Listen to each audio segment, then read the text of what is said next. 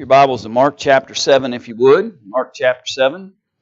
We'll pick up in our study of the book of Mark together here in chapter 7. I don't know that we'll get to the questions today. Several things we want to talk about in the remainder of this text, but possibility, I suppose, that we might get a few minutes at the end to cover some of those questions that we have in relationship to it.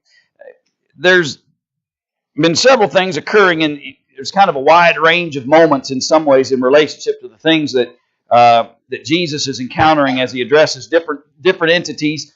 He had some pretty sobering moments with some scribes and Pharisees, and they made a challenge against his disciples. And what was it? Yeah, your disciples don't follow the traditions of the elders and wash their hands before they eat. And Jesus said that they were really good about washing hands and what else? Cups and plates and you guys are really good at making sure the external things are taken care of, but where was their problem? On the internal. And Jesus then tells them it is not what comes into a man that is defiling him, but it is that which comes out of him. And he talks about all these various things. You can see those listed there in verses 21 and 22. Of all those things that men engage in, those are the things that are defiling them. Quit this ritualistic approach towards your relationship with God. Quit trying to get better with God by making sure your hands are washed and the plates are washed and the cups are washed, and start doing what's right. Start living the kind of life that God would have you to. And that's the ultimate conclusion that Jesus makes with those scribes and Pharisees in that moment. And we talked about that on Wednesday evening. Pick up now in verse 24. This is about where we left off. And from thence he arose, and he went into the borders of Tyre and Sidon, and entered into an house, and would have no man know it, but he could not be hid. And so he's trying to find a place, as we've seen him attempt before, where no one will know where he is. You remember, and that's not the idea that Jesus is trying to avoid people. It's the idea that everybody needs a breath. Everybody needs a moment of rest. And Jesus has tried to accomplish that on different occasions. He's tried to go to deserted areas. Somebody sees him. They start telling people. The multitudes follow. And that doesn't work. He's tried sending his disciples one direction. He goes another direction. And on at least one occasion, he did get a few moments in a mountain by himself in order that he could pray to his Father. But as soon as he comes into any village, the word is beginning to spread about him, and people are recognizing him. And though he almost, in some senses, that's what I see in this verse, he almost is able to come into this house unawares. But alas, somebody saw it, and it could not be hid. For a certain woman, verse 25, whose young daughter had an unclean spirit, heard of him, and came and fell at his feet. And so, almost, but not quite. Here's a woman who heard about him, and she has a daughter who is described as one who has an unclean spirit. She hears of him, and she comes and falls down at his feet. Now, here's what's interesting. What's different about her than what we have seen prior to this? Yeah, she's Greek. Okay, and it's the implication to me when he says the woman was a Greek, a Syrophoenician, that tells me she's Greek, she's Gentile. Okay, she's not a proselyte. She's not a Samaritan. She is Greek. She's 100% Gentile. And that's significant because that helps us understand what Jesus is about to say. Because you might almost think, what does he mean? Yeah, it's pretty stout. But it's not, well, we'll see in a minute. It's not really about Jesus being hard on the woman. It's about seeing how she'll react and see what she'll say in response in recognition of those things. But notice that there's a difference. She's a Greek woman by nation, and she besought him that he would cast forth the devil out of her daughter. So she's been aware that he's been performing miracle after miracle after miracle for the Jewish populace. What will he do for a Gentile woman? How will he react to one of Greek or Gentile descent? And so what's he say to her? Well, I get to read it. You get to tell me what it means. But Jesus said to her, "Let the children first be filled, for it is not meet to take the children's bread and to cast it unto the dogs." Yeah, the children are the Jewish people. Go ahead, Ed. Yeah, well, and she's going to react that way here in a minute in verse 28. Jesus is simply asking her, do you believe that I, as a Jewish man, an entity from the Jewish, that I should take away from the children, the Jewish nation, to offer unto you a Gentile? Is that a right thing for me to do? Is it okay? And that's kind of the question here. That's kind of the situation that he's under. And he reminds her that as a nation, their primary focus was on themselves as a nation and the Jewish people. And in fact, the relationship between Jew and Gentile was so strained that they considered them dogs. Yeah. So Jesus is simply speaking as one who has had an understanding of the kind of relationship that the Jewish people and the Gentile people have had over a long period of time. And now all of a sudden this Gentile woman has come to him and asking for him to provide the very same things that he has been offering to the Jewish folks for quite a while now. And her response is brilliant, by the way. Her response shines a lot of evidence to her wisdom and her understanding of things.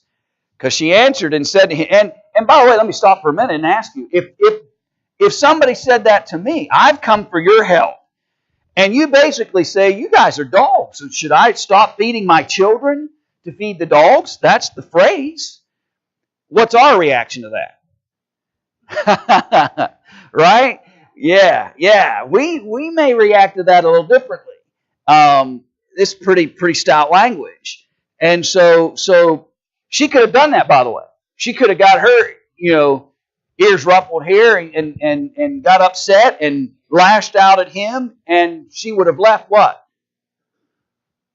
Yeah, disappointing a child that still has a unclean spirit when she left. So she can get aggravated over this, or she can come back. I'll come back in. Go ahead, Jim. Yeah. And I'm sure, and again, we're not, with any of the accounts from any of the Matthew, Mark, Luke, and John, we're never getting, what I mean? We get parts of everything. And so we don't know all of we get the basic picture. But you're right, and I'm sure Jesus is going to honor that in his reaction. Go ahead, Ken.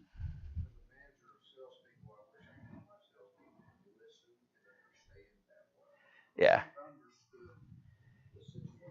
Yeah. We should, when we're trying to teach somebody, we need to understand where they're at, who they're, not just hit them in the head with something. Yeah. Listen. Yeah. Hear what they're saying. That's what she needs to listen to. Yeah. And her willingness to just hear what he said and react with a reasonable response allowed for her to gain the benefit she was looking for. Yeah. And so she answers and says to him, verse 28, she what? She agrees. Yeah, you're right. If you're talking about children and dogs, she said, sure, you would take care of the children before you take care of the dogs. I'm not so sure that's true in America anymore. But children over that's the idea, right? Sorry, political. Sorry. And yet the dogs under the table eat of the children's crumbs, she says. So if you want to use this comparison, she says, that's okay. I'll agree with you. I'll agree with this concept of that the children eat before the dogs eat. But you said you don't force the children under the table to pick up the crumbs for themselves. You let the dogs come in. So they gain some benefit. That's the idea.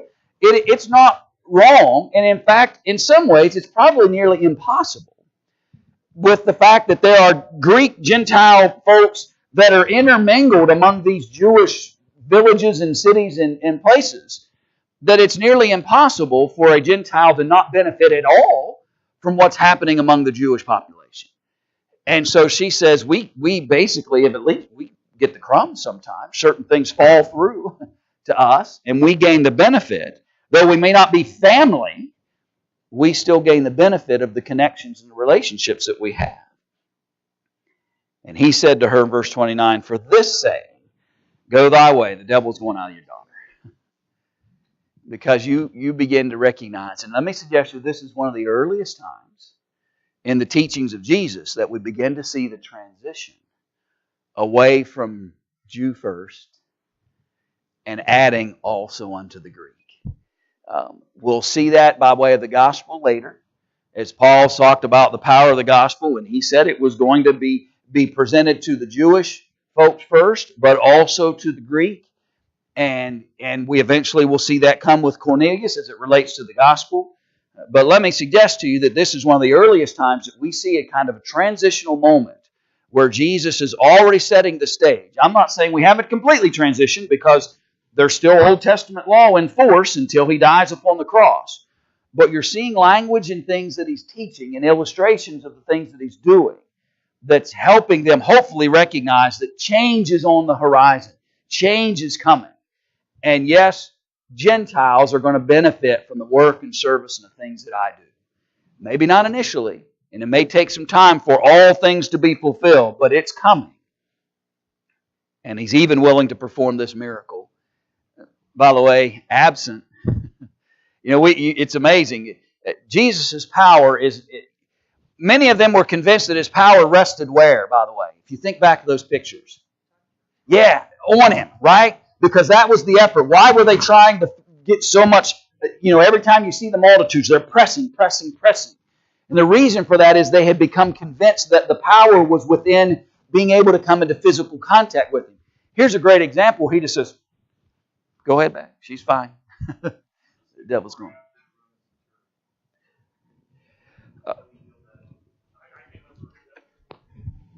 I have to grab my cheat sheet.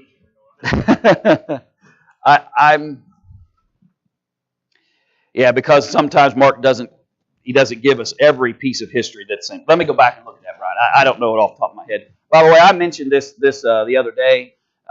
This is a Harmony of the Gospels. It's basically a chart, and it shows you where the same account in Matthew. If it's in Mark, it'll show you where it is in Mark, and it'll show you where it is in Luke, and show you where it is in John. There are copies back on the back table of that if you're interested. And I threw it up here for once in a while reference when we might need. But I'll look at that later, Brian. This is the beginning, Jesus saying that Jews probably didn't understand it. But He's saying now everybody's going to be, the gospel is going to be preached to everybody. He's doing it in a roundabout way, but He's telling these people. Yeah, and I'm trying. I'm sorry, my brain's still thinking about Brian's question because you may be right. We may have seen signs. Yeah. And so we have seen this tide coming already, and that might be a better statement. This is early, but maybe not necessarily the first moment where we've seen this. Maybe a better way to say that. Right, it's going to be hard for them to appreciate or accept the idea that Jesus is going to start performing miracles for Gentiles. It's not going to set well with them. Nothing would set well with them that they were offering to the Gentile populace. It's kind of strange. He traveled 30 miles to that coastal city there, which is almost a Gentile area, just to have this one teaching taught, and then right after this they flee and go back to where they were in the first place, around the Sea of Galilee. So we just have a recording of that, and nothing else is there. But I'm sure it's just to get that teaching right there. Yeah, it's and again, when Mark writes his account of the history of Jesus, he's the most concise. He compacts it a lot more. Matthew writes a lot more, and so, but Mark found it important to note that here was a moment where this may seem in some senses insignificant in the grand scheme of all the things, because here's feeding of 5,000, or here's all these multitudes thronging around Him, and the miracles He's performing, and these big audiences that he has. And here's a moment that Mark records that really was meant to be a private moment. One lady kind of figures out where he is, and she's able to catch up with him. And Mark's very specific that he notes her as a Greek, and then he even references what nationality she is.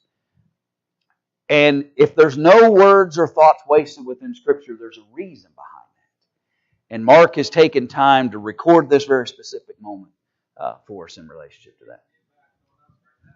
Yeah. Yeah, here we are talking about it. Yeah, exactly. It's after. Okay, this moment's after. Yeah, and I after you said it, it made more sense to me after you said it. That's why I paused. So in between the walking on water and this moment, yeah. And that's, again, Mark's more concise in relationship to that. Any other thoughts? Okay. So when she was come to her house, she found the devil gone out, and her daughter laid upon the bed. And again, as Ed said, departing from the coast of Tyre and Sidon. The next thing Mark jumps to is he just talks about that moment, and then he jumps right back, and here we go in our travels. He came unto the Sea of Galilee through the midst of the coast of Decapolis, and they bring unto him one that was deaf and had an impediment in his speech, and they beseech him to put his hand upon him. And he took him aside from the multitude, and put his fingers into his ears, and he spit and touched his tongue. And looking up to heaven, he sighed and saith unto him, that word that you can see on the screen, Ephphatha, that is, be opened. And straightway his ears were opened, and the string of his tongue was loosed, and he spake plain.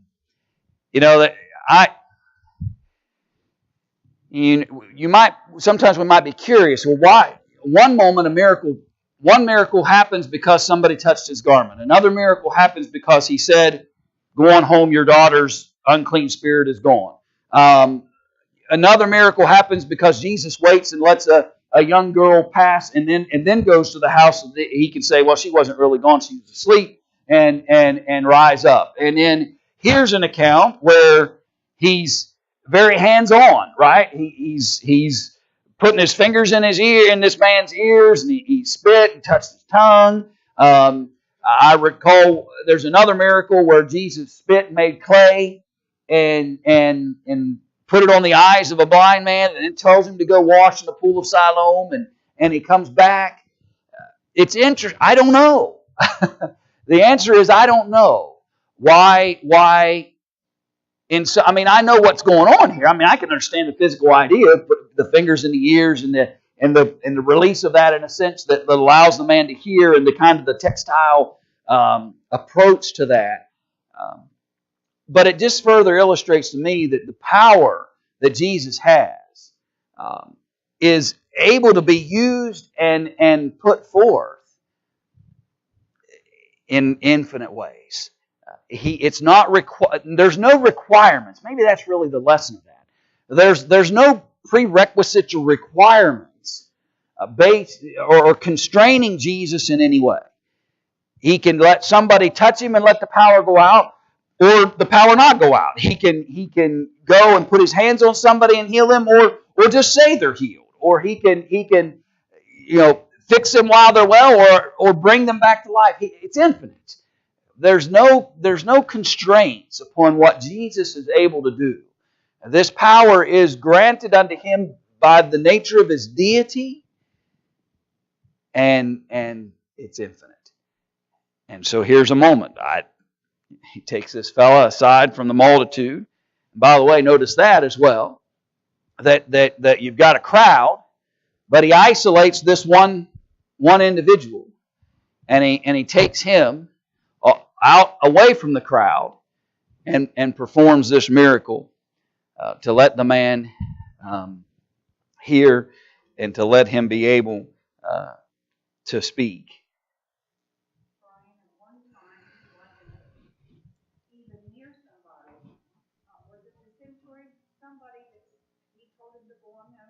Well, that just happened here with this woman. The daughter's not with her Even in this scene, the daughter's not with her. This unclean spirit in this daughter, she's not with her. He tells her to go on, and when she gets home, she finds the girl late. And so, it's infinite in the manner in which he can accomplish these things. Maybe it's because the man himself couldn't hear, so he touched his ear. So he was explaining to the man himself that he was going to make him hear, and maybe he couldn't know what was going on. Yeah, there could be some practical reasons. Took him aside, and I don't. Yeah. Well, and let me connect it maybe to a more spiritual connection for a moment. There have been multitudes of times where Jesus says, "Let him who hath ears to hear, let him hear." The idea is that Jesus' miracles weren't only or solely about helping the individual. The purpose of them was to open the ears and minds of people to listen to the things that Jesus was teaching and sharing with them. And what greater way to kind of illustrate that than to be very hands-on. And notice, epaphtha, if I'm saying that even remotely correct, that is what? Be open. What's all Jesus is asking from anybody when it comes to His message? Yeah, be open to it. Be open to it. And so maybe there's a spiritual connection here as well. That not just his ears be open and his tongue be open, but be open. Everyone needs to be opening themselves to the master teacher.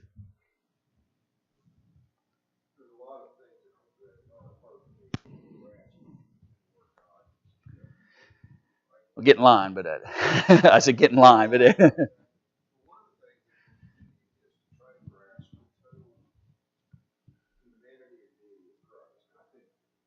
saying so much of it here because you look at verse 21 or 24, and it talks about he needed a place just to get away. There's the human. Yeah. I just need a moment. Yeah. Then he tells the woman to go home. Yeah. And then you see the ultimate deity and power that this man possessed, and it was there in one person. And it's just hard, and I think that's what makes the cross so hard to understand because of the power he had, but the humanity that was displayed, and what was let happen. I mean, it's amazing trying to understand that here, what he had when he was walking on earth. Yeah, and Kenny, well, since you thrusted us into the deeper end of the pool for a minute, when you think about, when you think about that. I mean, I'll be honest with you. When I look at these scenarios, I think, well, why that deaf guy and not that deaf guy? Why that blind man but not that blind man? And the truth is, if we're honest about the power that Jesus has, he could have went, everybody's healed. And there wouldn't have been any sickness left. Right? I mean, if he had the power to heal one, he had power to heal all. So the hard part for us is to try to grasp why. But now you think about it. If he healed everybody instantaneously, you would be compelled to follow him. It would not be a matter of choice or decision. It would not be a matter of me making a conscious decision that I'm going to follow him. It would be, how could you not follow him? There's fish and bread to spare. There's no sickness. There's health everywhere. You would follow or be a part of that, not by choice, but just by the very compelling reason of what he had accomplished. The part about Scripture that always drives part of my thinking is it relates to everything about Scripture, is at the end of the day, God wants people to choose Him. Jesus wanted people to choose Him. Not be forced, not to feel like they had no choice, but to look at what they have accomplished, look at the creation that's around us, look at the power that has been recorded for us that Jesus demonstrated, and make a choice.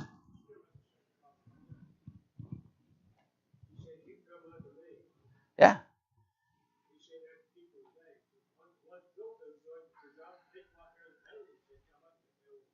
Yeah. Yeah. And Tom, that's the hard part, because what happens with us is we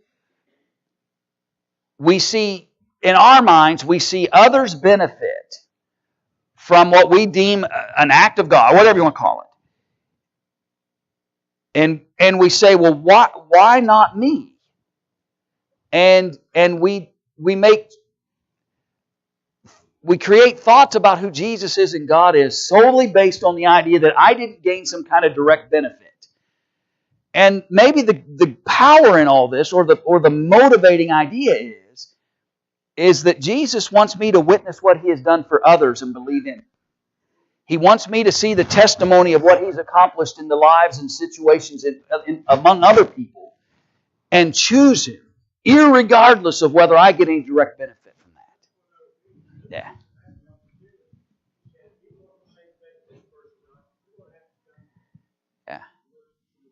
Yeah. And we could talk more about the humanity side of Jesus that would from that perspective, He's hindered in how many people He can actually encounter in any 24-hour period of time, because He came in human form. He came in the likeness of men. And so that challenges His ability to be able to have contact with a limited number of people to be able to fulfill it. All right, let's move into the baby pool. Let's get out. Yeah, go ahead, Bob.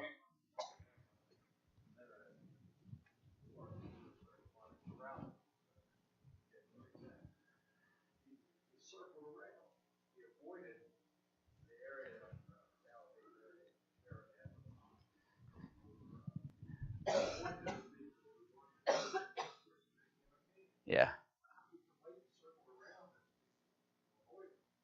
Yeah. Yeah.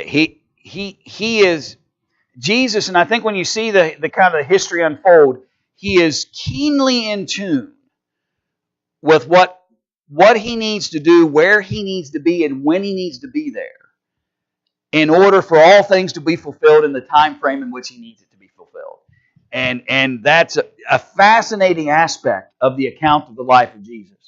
That He knows the kinds of things that are going on among the work that He's accomplishing. And so He may avoid a region, just avoid too quickly moving to a different conclusion. I thought we left that big. Go ahead, I'm just kidding. I think it goes to, why will some heal, why will not? Yeah. We asked the question today, why is it? Yeah. Some prayers are answered, some prayers are not answered. Or they're answered no. Yeah, it can be answered and yeah. We don't get the answer. I mean, it's just along the same lines what is happening. Yeah. And again, I think that goes back to this idea that Jesus wants us to be His disciples and followers, not for what He has done for me per se, but for the evidence that of the power in who He is. Yeah, and to be willing to be His follower, even though my end results in my own mind may not be exactly what others, I think, perceive and receive. That's hard. Go ahead, Rain. Remember, God's ways way above our ways. Yeah. Yeah. God sees things inside the man, not the outside. So He's going to see things totally different from what we imagine. Yeah. Yeah. His perspective is superior to ours too, and that's hard. Because Rain, the truth is, and I don't mean you personally, but we as a people in general, generally think that our perspectives are better than everybody else's. Right? We're kind of training ourselves to think that way, that my perspective about things or my viewpoint about things is better than everybody else's viewpoint about things. And we can be humbled on the human side of that sometimes, but we most certainly ought to be humbled on the godly side of that, because our viewpoint will never match the viewpoint of what God has and the perspective He has on our circumstances. It seems to me that almost all of the miracles that Jesus did performed with a crowd of people around. Yeah. He had a reason for doing it at that time and that place. Yeah. And to evidence and legitimize why they should be listening to Him and hearing what He has to say. And as we've seen before, verse 36, He charged them that they should tell no man. But the more He charged them, so much the more a great deal they published. Human beings have always been human beings. And when you think about it, we haven't changed a whole lot in the thousands of years we've been here on God's earth. The more he tried to tell them, quit telling that story, the more they told the story. And you and I find ourselves probably in a lot of similar circumstances just like that. Things that you would just assume go away.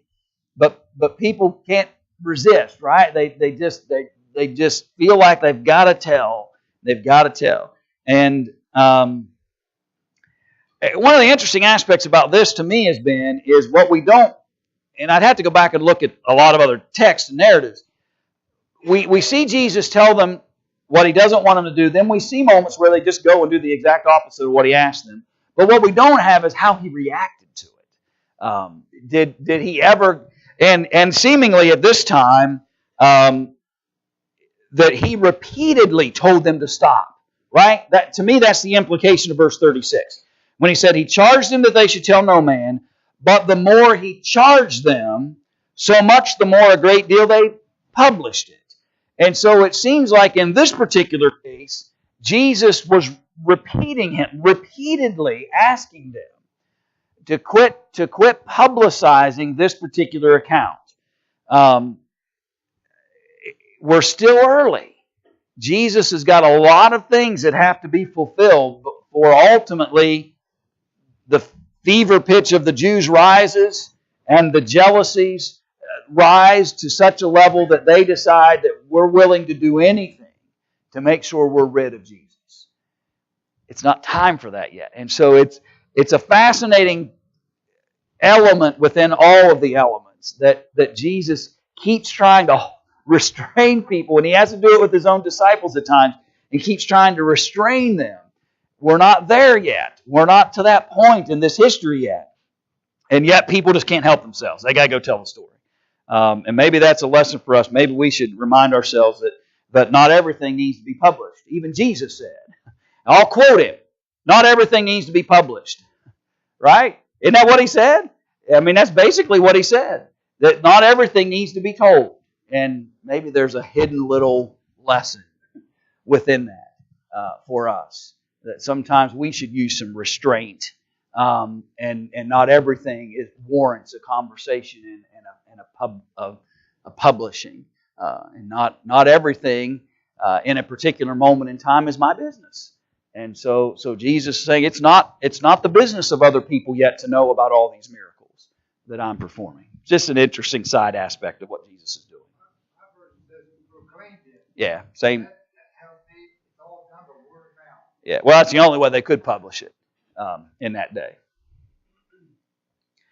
And so they were beyond measure astonished, saying, He hath done all things well. He maketh both the deaf to hear and the dumb to speak. Jesus has accomplished things that they had not experienced or seen before. And for that reason, unfortunately, they can't seem to resist that. Thoughts or questions about chapter 7? We'll have enough, maybe 4 or 5 minutes here to finish or do the questions in a moment. Any leftovers? Go ahead, Judy. I think that is the point when we say, why did he heal everything? He healed people to prove he had the power. Yeah. To get them to listen. So if you weren't healed physically, you still had that spiritual to look forward to. Yeah. You would be healed. Yeah. If you listen and follow him, I think that's the point. Yeah. He wouldn't heal everything. Yeah. Heaven is the ultimate healing place. And that's the part we have to convince ourselves, maybe sometimes on a daily basis, that heaven is the ultimate healing place. And that's where we talked earlier about right now he's not snapping his fingers and everything goes away. But in a blink of an eye, he will return and everything goes away. Yeah. And he's demonstrated that he's trustworthy, he's reliable and worthy of us trusting that there will come a day that in that instant, in that moment, the greatest healing ever occurs. And that's a great thought, Judy. That's a great perspective on what Jesus is sharing with us here. Anything else? Grab your questions. 3-minute run. Ready? I'll show them to you on the screen too if you don't have them with you.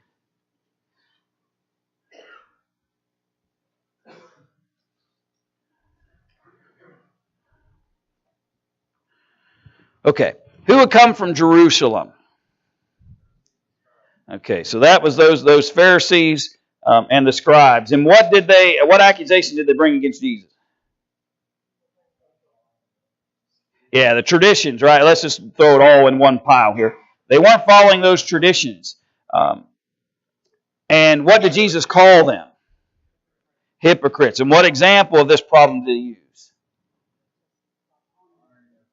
Yeah, Old Testament law concerning specifically talked about that relationship between mother and father. Remember that conversation about it is Corban? What did Jesus say would defile a man? Yeah, the evil that comes out of him.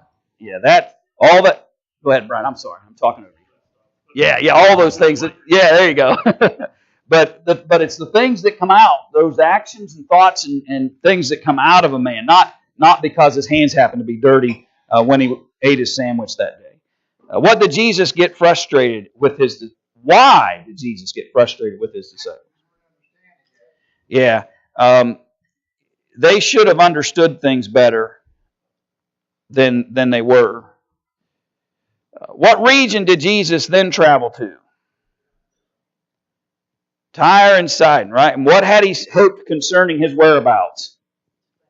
Yeah, that they would be concealed. I don't know whether that's how you spell concealed, but that's how it is spelled today. And did it work? No, because of that lady that figured out where he was, who came then to Jesus and wanted her daughter healed. Yeah, Greek. A woman, in the specific nature of that was that she was Greek and even, Syro. ... And what does this conversation about giving crumbs to children and dogs mean? Yeah, they understood that the relationship was Jews first, and then the Gentile world thought of as dogs would. But she reminded him that even the dogs get the crumbs that the children drop, and so surely a Gentile would be willing. Surely I could at least receive the crumbs that are falling down. And then what did Jesus do in Decapolis? Yeah. So the deaf now hear, and what's referred to as the dumb now speak. And really the key to that is that phrase when he said, "Be opened." And that was kind of, to me, the key to that moment in time. All right, 15 seconds. Who wants your 15 seconds of fame? You can have it right now. I was looking at some scriptures about the death and the dumb. There could be a whole sermon on that. Yeah. I mean, there's prophecy in Isaiah about them. Yeah, and how it would come over. Yeah. Relationship Greeks here with Jesus on display led to a lot of the problems of the Jews, especially the leadership. Yeah. Yeah. As you go farther, you look at how they reacted to the slavery. Right. All right. Lord willing,